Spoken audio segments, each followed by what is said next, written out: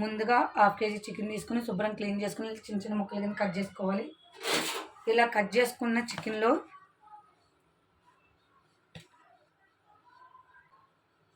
3 స్పూన్లు శనగపిండి,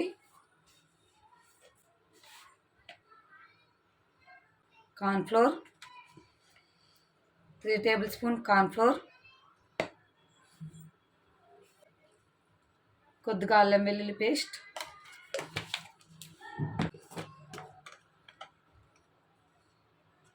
1 table spoon కారం,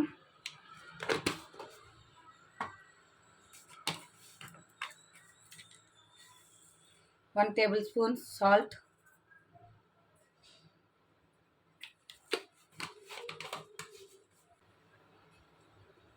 1 టేబుల్ స్పూన్ గరం మసాలా,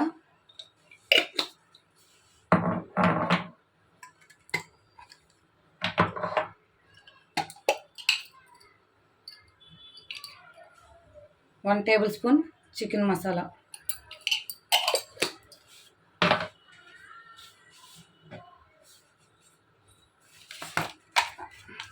అలాగే కొద్దిగా వంట సోడా.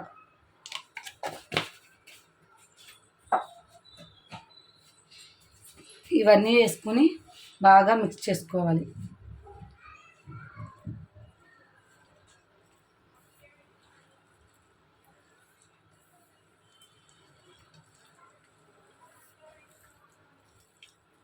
ఇది మొత్తం మిక్స్ అయ్యేలా బాగా కలుపుకోవాలి.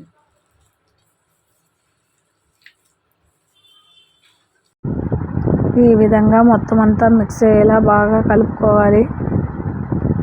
చూసారు కదా, ఇక్కడ చూపిస్తున్న విధంగా బాగా మిక్స్ అయ్యేంత వరకు బాగా కలుపుకోవాలి. ఈ విధంగా కలుపుకున్న తర్వాత స్టవ్ వెలిగించి ప్యాన్ పెట్టుకుని అందులో ఆయిల్ పోసుకొని బాగా వేడెక్కనివ్వాలి.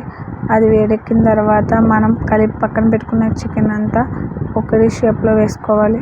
ఇక్కడ చూపిస్తున్నాను కదా, ఈ విధంగా మొత్తం చికెన్ అంతా కూడా ఆయిల్లో వేసుకోవాలి. స్లోగా వేసుకోండి, చిందులు పడుతూ ఉంటే చేతుల మీద జాగ్రత్తగా. చూసారు కదా, ఇక్కడ చూపిస్తున్న విధంగా మొత్తం చికెన్ అంతా వేసుకోవాలి. మూకుడులో ఎంత పడితే అంతవరకు ఈ విధంగా వేసుకున్న తర్వాత కొంచెం వేగనివ్వాలి. వేగిన తర్వాత చిన్నగా కలుపుకోవాలి. ఒకవైపు బాగా వేగిపోయిన తర్వాత రెండో వైపు కూడా బాగా తిప్పుకొని వేయించుకోవాలి చికెన్ మొత్తం.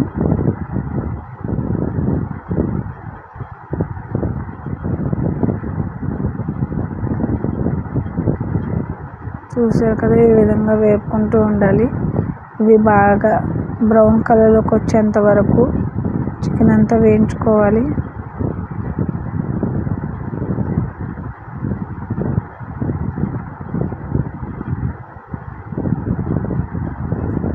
చూసారు కదా, చాలా వరకు బ్రౌన్ కలర్లోకి వచ్చేసింది. ఈ విధంగా బ్రౌన్ కలర్లోకి వచ్చిన తర్వాత వీటన్నిటిని తీసుకొని ప్లేట్లో వేసుకోవాలి. వీటిని వేసుకోవడం కోసం ఒక ప్లేట్లో టిష్యూ వేసుకొని దాని మీద వేసుకోవాలి ఆయిల్ పీల్చడం కోసం.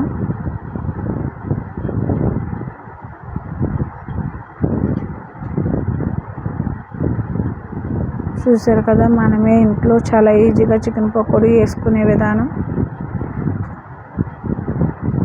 ఈ విధంగా చికెన్ పకోడీ తయారు చేసుకుంటే చాలా టేస్టీగా ఉంటుంది.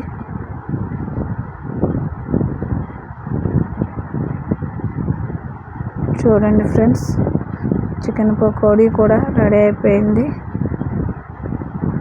చూసారు కదా ఎంత బాగా వచ్చిందో. Okay, bye friends.